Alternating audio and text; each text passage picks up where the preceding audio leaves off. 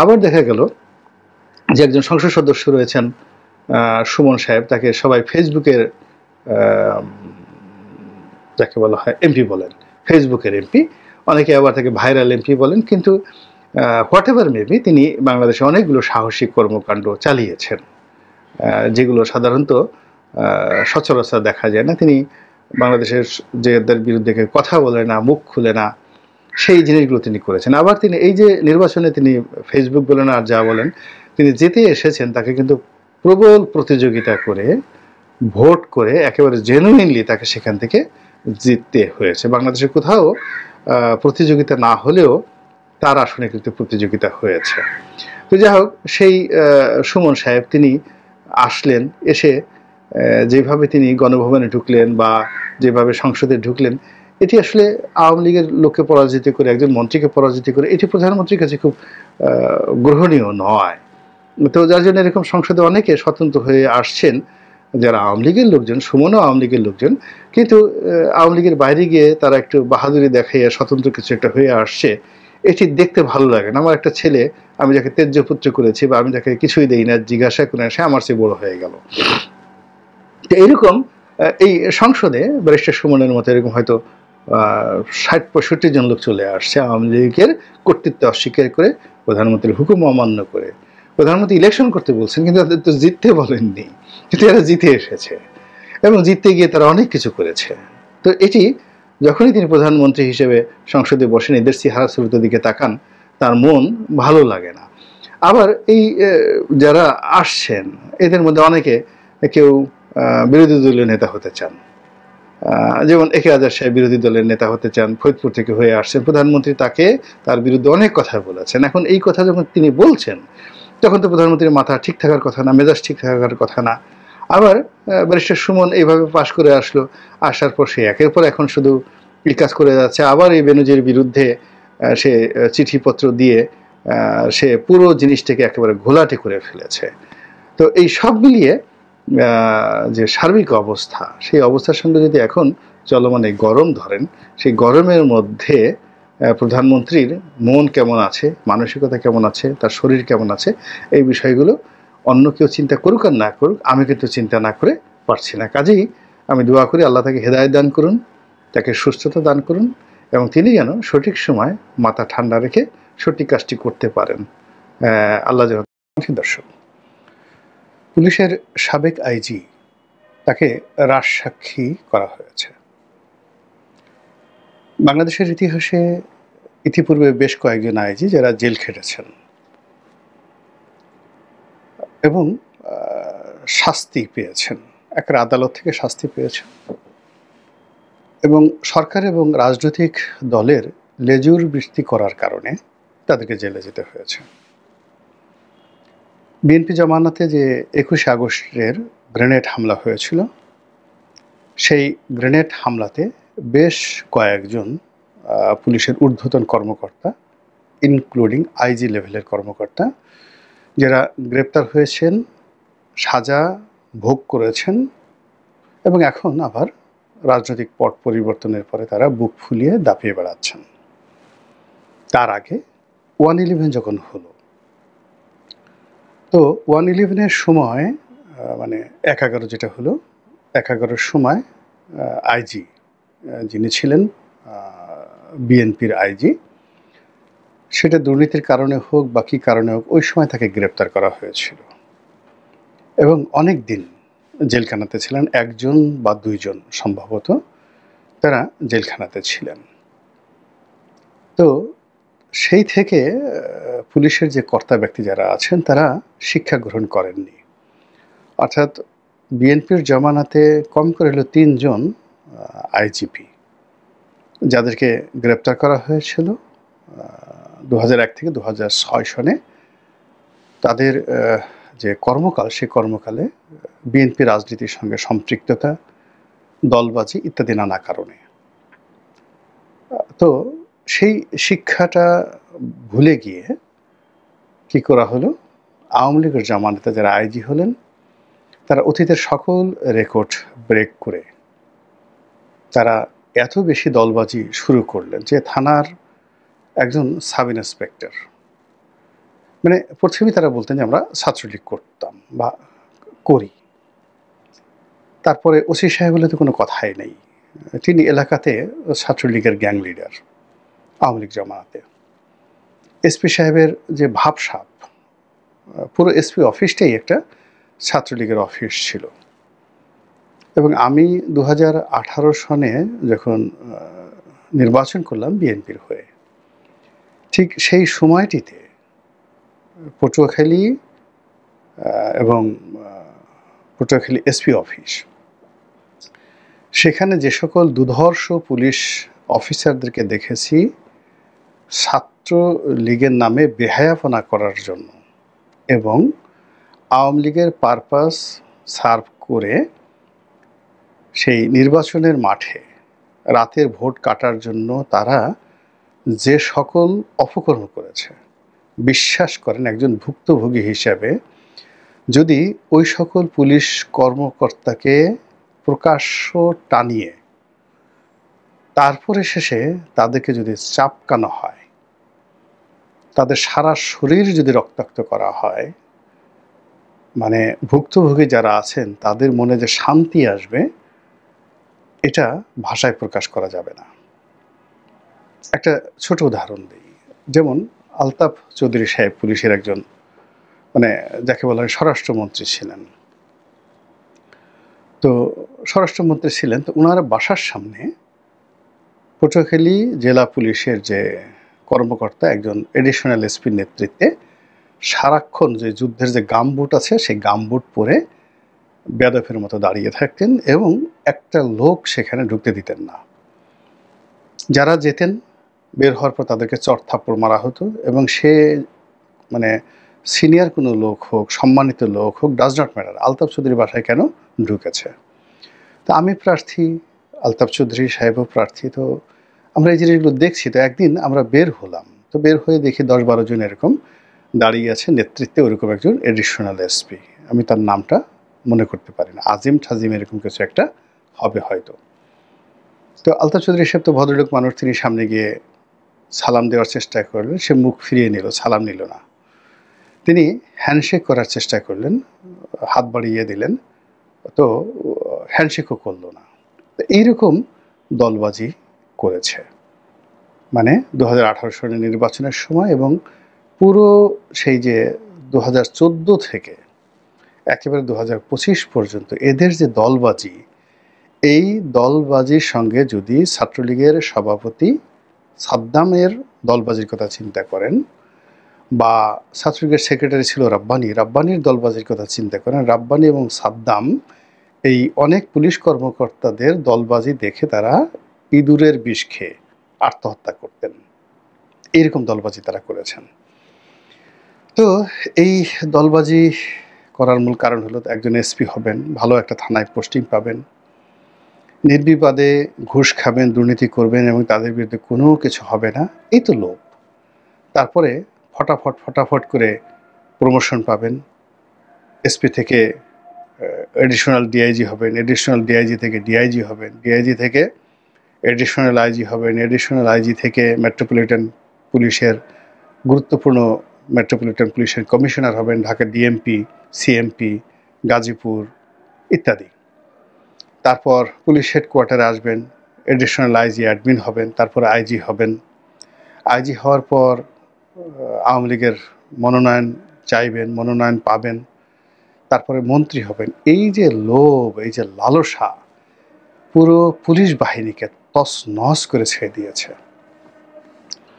আর এই তছনছের ফলে পুলিশ বাহিনীর উপর যে গজব নেমে এসেছিল জুলাই আগস্ট 2024 সনে, সেই গজবে অনেক নিরীহ পুলিশ ভাইয়েরা, অনেক নিরীহ পুলিশ কর্মকর্তা তারা যে নিগ্রহের শিকার হয়েছেন, এটা পুলিশের ব্যাকবোনকে ভেঙে দিয়েছে, ভীষণভাবে ভেঙে দিয়েছে।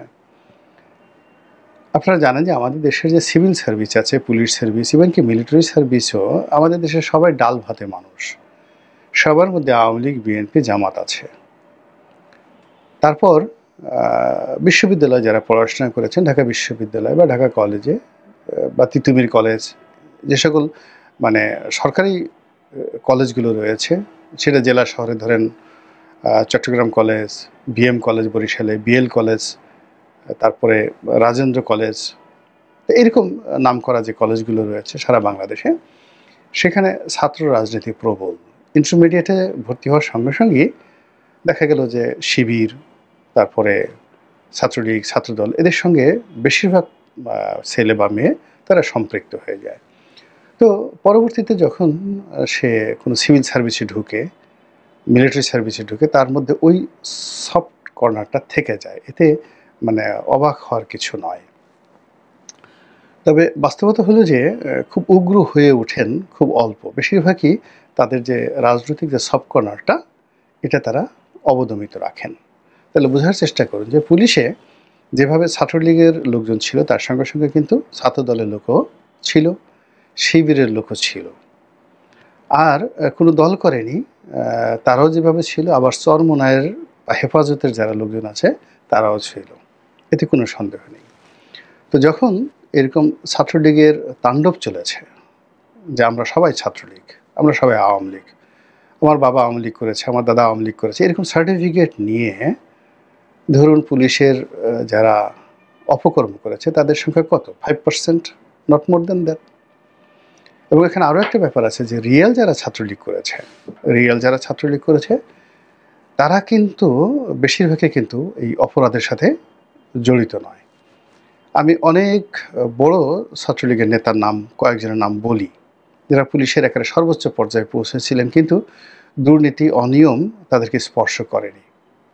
যেমন ধরেন, পুলিশের আইজি হয়েছিলেন নূর মোহাম্মদ সাহেব। তিনি মহসিন হলের ভিপি ছিলেন, জাসদ ছাত্রলীগ করতেন এবং আওয়ামী লীগের এমপি হয়েছিলেন। এখন তিনি যখন আইজি ছিলেন, আপনি দেখেন তো যে কি পরিমাণ, মানে এই মামুন সাহেবের মতো বা বেনজির সাহেবের মতো তার বিরুদ্ধে কোনো অভিযোগ আছে?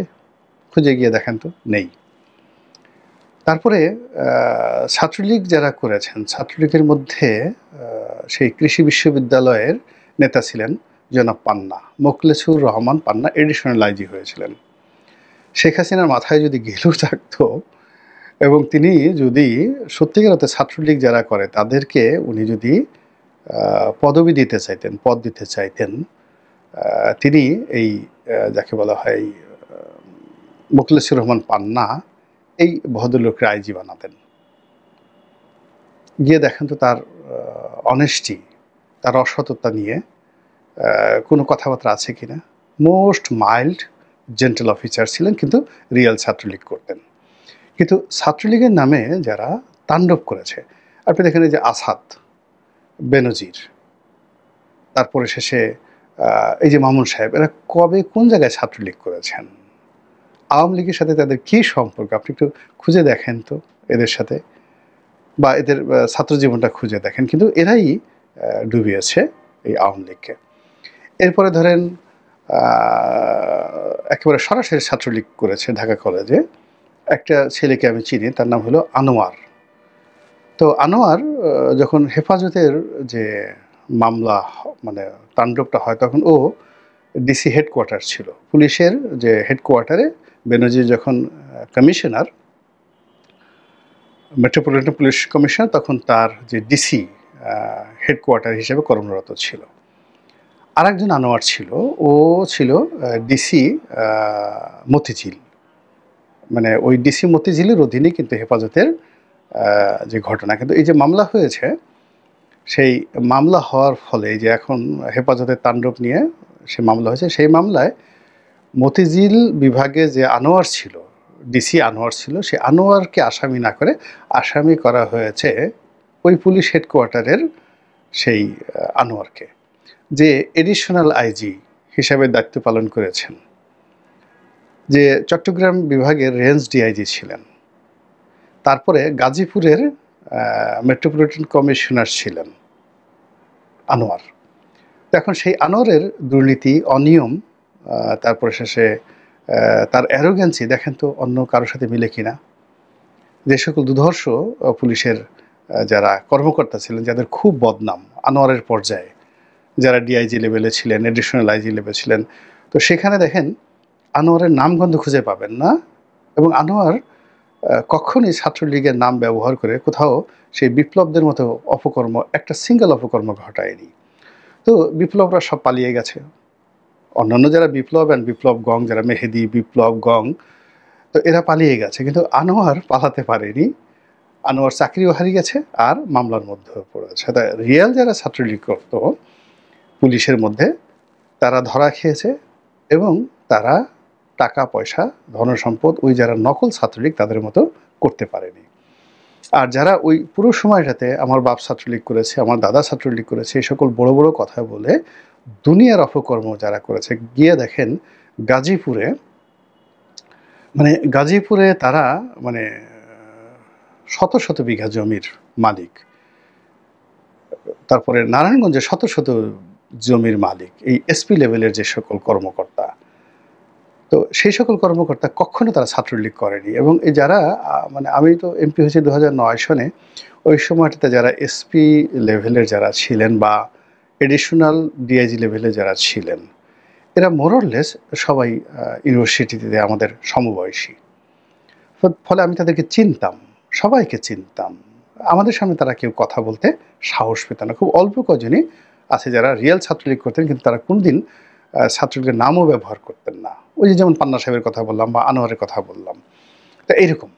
কিন্তু এই লোকগুলো ধরা খেয়েছে। কিন্তু যারা আইজি হয়েছে, যারা বড় বড় পদ পদবিতে গেছে, সুযোগ সুবিধা নিয়েছে, তারা আসলে কেউ ছাত্রলীগ করেনি। এবং শেখ হাসিনার যত দুর্বলতা এই সমস্ত 2 নম্বর লোকদের প্রতি ছিল। এনিওয়ে, যেটা বলছিলাম যে মামুনকে রাজসাক্ষী করা হয়েছে, মানে বেঈমান মামুন। যদি আপনি শেখ হাসিনার তা খেয়ে থাকে, তাহলে সে রাজসাক্ষী হিসেবে এখন নিজের দায় স্বীকার করবে। এবং এই লাইনে শেখ হাসিনা এবং তার দলকে ফাঁসানোর জন্য আরও প্রায় 4 জন আইজিকে টার্গেট করা হয়েছে এবং তাদের সঙ্গে দেন দরবার হয়তো চলছে বা চলবে। এবং তারা, আমি নিশ্চিত যে আইজি মামুন যেভাবে সরকারের টোপ গিলেছে, ওভাবে বাকি চারজন তাদের টোপ গিলার জন্য তারা হা করে বসে আছে এবং সারাক্ষণ এখন তারা দোয়া ইউনুস পড়ছেন। এবং একটা সময় তারা যে শেখ হাসিনার সুবিধাভোগী ছিলেন, এরা যেন তেন সুবিধাভোগী নয়, এরা আইজি হিসেবে দায়িত্ব পালন করেছে, পরবর্তীতে তারা সচিব হিসেবে দায়িত্ব পালন করেছে, পরবর্তীতে তারা রাষ্ট্রদূত হিসেবে দায়িত্ব পালন করেছে। রাষ্ট্রদূত হিসেবে দায়িত্ব পালন করার পর তারা রাজনীতিতে ঢোকার জন্য তারা সর্বোচ্চ চেষ্টা করেছে। এইরকম যারা আইজি হয়েছেন, এরকম 4 জন লোক তারা যাতে সরকারের কোপানলে না পড়ে, তাদেরকে যেন ফাঁসানো না হয়, এই জন্য দরকার হলে তারা সেই রাজসাক্ষী হবেন। তো বুঝতে পারেন যে বেঈমান লালন পালন প্রকল্প, সেটা বিএনপির জন্য হোক, আওয়ামী লীগের জন্য হোক, এটা কত বড় ডেঞ্জারাস। আজ দেখুন তারেক রহমান সাহেব বিপদে পড়েছেন, ভীষণ রকম বিপদে পড়েছেন, ইমেজ সংকটে পড়েছেন।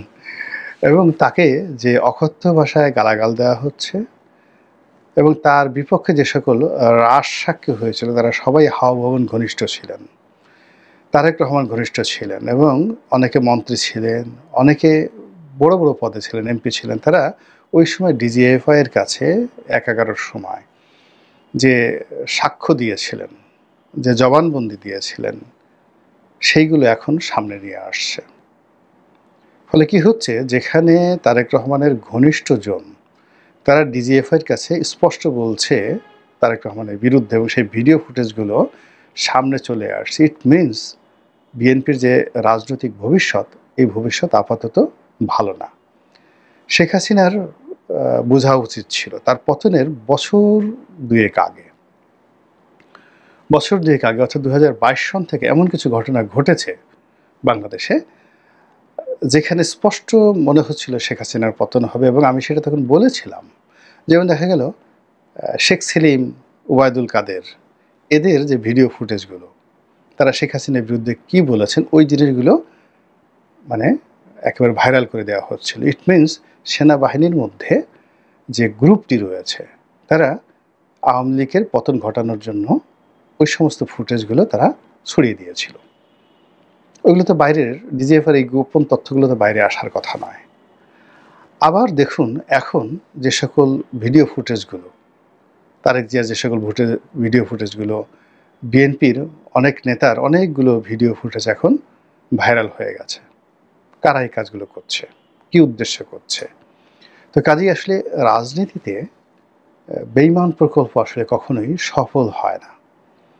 সেটা আপনি আমলাদের মধ্য থেকে বেইমান জোগাড় করেন বা রাজনীতিবিদদের মধ্যে বেইমান জোগাড় করেন, এবং কখনো আপনার মন্দ কর্মের যে সাক্ষী, রাজনীতির উচ্চ পর্যায় থেকে আপনি যদি কখনো মন্দ কাজ করেন, সেটা আপনি বাইজি মহলে যান, ঘুষের টাকা ভাগাভাগি করেন, বা অন্য কোনো খুন খারাপির মতো, গোপন খুন খারাপির মতো কাজকর্ম করেন, টুডে অর টুমরো যাদের সঙ্গে আপনি কাজগুলো করেছেন তারা সবাই আপনার জন্য বুমেরাং হয়ে পড়বে। বঙ্গবন্ধুর জন্য হয়েছে, জিয়াউর রহমান সাহেবের জন্য হয়েছে, এরশাদ সাহেবের জন্য হয়েছে, বেগম জিয়ার জন্য হয়েছে, সবার জন্য, মানে যারা যারা যে কাজগুলো করেছেন। আপনি চিন্তা করেন, ধরেন অনেক সময় গৃহদাহ হয়, সব কথা তো আর বলা যায় না। পরিবারের মধ্যে, রাজপরিবারের মধ্যে, রাজনীতির মধ্যে অনেক অপরাধ থাকে, গোপন অপরাধ থাকে। এখন ধরেন মায়ের বিরুদ্ধে ছেলের অভিযোগ থাকতে পারে, ছেলের বিরুদ্ধে মায়ের অভিযোগ থাকতে পারে। এখন ছেলেকে কোনো অবস্থাতে দমন করা যাচ্ছে না, কিন্তু ছেলের এক বন্ধুকে দেখা গেল মা ধরে আচ্ছা মতো পিট্টি দিয়ে দিল, মানে রানী এলিজাবেথ ধরেন, অথবা রানী এলিজাবেথের ব্যাপারে তার ছেলের যদি কোনো অভিযোগ থাকে, সেই ছেলে দেখা গেল গোপনে সে একটা কাজ করলো। তো যাদেরকে দিয়ে সেই কাজগুলো করা হয় রাজপরিবারের অভ্যন্তরীণ, তারা পরবর্তীতে সবাই রাজসাক্ষী হয়ে যায়। এই কথা বললাম এই কারণে যে এখনও যে কিছু কাজ হচ্ছে না তা নয়, এখনও পর্দার আড়ালে অনেক কাজ হচ্ছে। তো সেই যে যারা করছেন এই কাজগুলো, তারা যদি শেখ হাসিনার পরিণতি থেকে, তারপরে বিএনপির পরিণতি থেকে, এরশাদের পরিণতি থেকে শিক্ষা গ্রহণ করেন, তাহলে হয়তো যে রিয়েল সংস্কার করতে চাচ্ছেন, প্রকৃত সংস্কার, সেই দিন থেকে শুরু হবে, তার আগের থেকে নয়। আল্লাহ আমাদের সবাইকে হেদায়েত দান করুন, হেফাজত করুন। আসসালামু আলাইকুম ওয়া রাহমাতুল্লাহি ওয়া বারাকাতুহু।